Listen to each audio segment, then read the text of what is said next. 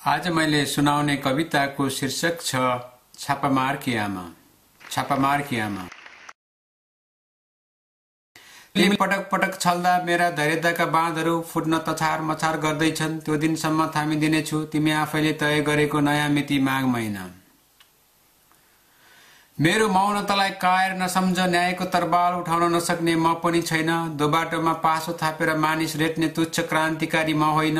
राष्ट्रको वर्दीमा न्यायको फुली भिरेर जिउँदै मानिस जलाउनेहरू हो। मेरो हृदयमा त दया माया र करुणाका मूलहरू अविरल बगिरहन्छन्। म त आमा हुँ, छापामार की आमा। अमृत झर्ने छहरा, सत्यको फूल फुलाउने पहरा, माटोलाई पसिनाले भिजाएर स्वाभिमानले बाँचेका हामी त पखेराका बासिन्दा। के थाहा तिम्रो मुक्ति युद्धको मुकुण्डभित्र स्वार्थको बेउ लुकेको छ भनेर।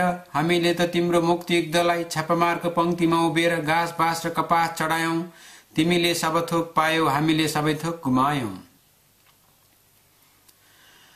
लासहरूको भर्याङ चढेर रगतको बेलमा स्वार्थको फाँडो पकाउनेहरू हो। तिम्रो मुक्ति युद्धले मेरो के लुटेन? बास जलाएर खरानी बनायो, सिउँदो पुछाएर विधवा बनायो, जवान छोराको जीवन भुट्यो, नाबालक छोरीलाई पासोमा छोपेर उसको इज्जत लुट्यो। तँलाई के थाहा एउटी आमाको पीडा? तँलाई के थाहा एउटी आमाको पीडा? मेरा सन्तानको नाङ्गो धारले रेटेर घाँटी काटिएको छ, बन्दुकको नालले ठेसेर जिउँदै खाल्टामा गाडिएको छ। म नारी हुँ, कोमल छु, तर कायर छैन। म त अनुभूत गर्छु तिम्रो मृत्युमा तिम्री आमाको कति मुटु टुट्छ। त्यसैले म तिमीसँग प्रतिशोधको रगत बगाउन चाहन्न। मैले त तिम्रा निर्दोष सन्तानलाई पनि ममताको आँखामा सजाउनु छ। म त आमा हुँ, मेरो हृदयमा त दया माया र करुणाका मूलहरू अविरल बगिरहन्छ। आज मेरो जे हाल छ त्यो भन्दा बढी यो देशमा कोलाहाल, राष्ट्रियताको बेहाल, देशलाई मृत्यु शय्यामा पुर्याउने स्याल बिग्रिएर फ्याउरो बनेका मनुवाहरू, दूधको साँची बिरालो, दोष अरूलाई थुपारेर पानीमाथिको बानो बन्ने कोसिस नगर। आमाको छातीमा कुल्चेर बर्मलुट गर्नेहरू, देश जलाएर खरानी घस्नेहरू, म चिन्छु तिमीहरू को हौ। म चिन्छु तिमीहरू को हौ। बीपी गोत्रको टपरीमा सुनका सिक्का टिप्नेहरू, चिनो फेरेर माओ गोत्रमा पसेका हाँसी र हतौडा बोक्नेहरू, तारो र सूर्य छापिएका टाला गुतेर सत्ता उल्टाउने र पल्टाउने मार्क्स र लेनिनका धर्मपुत्रहरू, आस्था र विश्वास टुटेको श्रीपेच लगाउनेको तलुवामा भेटी चढाएर गोजी बर्ने भरुवाहरू, मधेसको माटो र मनमा विषादी छर्केर कमण्डलु बर्न पल्केका नागाहरू, धर्मको कोटभित्र पापको गन्जी लगाएर मानवीय आस्थालाई किनबेच गर्ने पाप युद्धका साधुहरू। ए लौ सुन, पैसा र पदको लागि देश बेच्ने क्रान्तिको मुकुण्ड लगाएका वंशधारी मनुवा हो तिम्रो अन्तिम सुनवाई। ए लौ सुन, पैसा र पदको लागि देश बेच्ने क्रान्तिको मुकुण्ड लगाएका वंशधारी मनुवा हो तिम्रो अन्तिम सुनवाई। आज म एउटा आन्दोलनको घोषणा गर्दैछु। आज म एउटा युद्धको घोषणा गर्दैछु। तिम्रा कुकर्मको फल मृत्युशय्याको अचानोबाट देशलाई बचाउने आन्दोलन, एउटा सार्थक क्रान्ति, एउटा सार्थक युद्ध। म क्रान्ति, तिमी क्रान्ति, हामी क्रान्ति, देश बाँच्ने क्रान्ति, जनता मुस्कुराउने क्रान्ति। तिमी सोचौला एक अलबा विधवाले गर्ने आन्दोलन, फिक्का चेतिएको गुनियोमा खाली खुट्टा सिंहदरबारको गेटमा उभिएर आँसु झार्दै न्यायको भिख माग्नेछ। तिमी गलत हुनेछौ। म त क्रान्ति भइसकेकी छु। म बाहुनकी चेली, तिम्रो बर्बरताले सिर्जना गरेको मेरो दर्दनायक वियोग अन्तमा।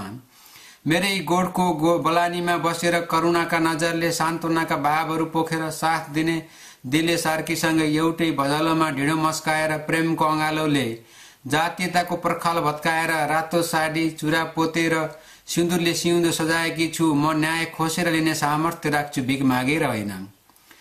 मेरा लागि तिमी यमराज हौ। मेरा लागि त तिमी यमराज हौ। देशका लागि तिमी शैतान हौ। तैपनि म तिमीलाई मानवीयताको विशाल छाती खोलेर क्षमा दिँदैछु, खाली एक शर्तमा।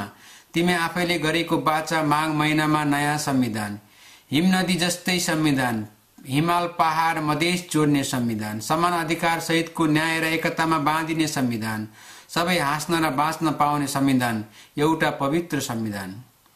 यदि तिमी आफ्ना पाप कर्महरूको आफै मोचन गरेर नयाँ संविधान लेख्ने साहस गर्यौ भने म मात्र होइन, माडीको कालो दिन, बेनी र खलङ्गाका ती काल रातिमा दर्द भोग्नेहरू, दाङ, कालीकोट, रुकुम र रोल्पामा जिउँदै जलाइएर मारिएका आत्माहरूले पनि माफी दिनेछन्।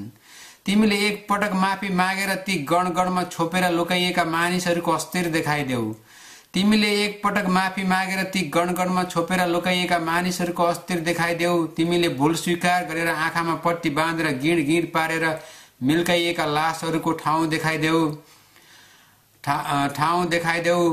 सन्तानको लास र सास कुरी बसेका बाआमाहरूको बाटो हेरी बसेका सन्तानले मक्किएका ती अस्थिहरू बटुलेर अन्त्येष्टि गर्न पाए भने पनि तिमीलाई क्षमा दिनेछन्। देश र जनता नयाँ संविधानको मलम लगाएर पीडा र दर्दहरू भुलेर स्वाभिमानको गोरेटोमा पसिना बगाएर बाँच्न चाहन्छन्।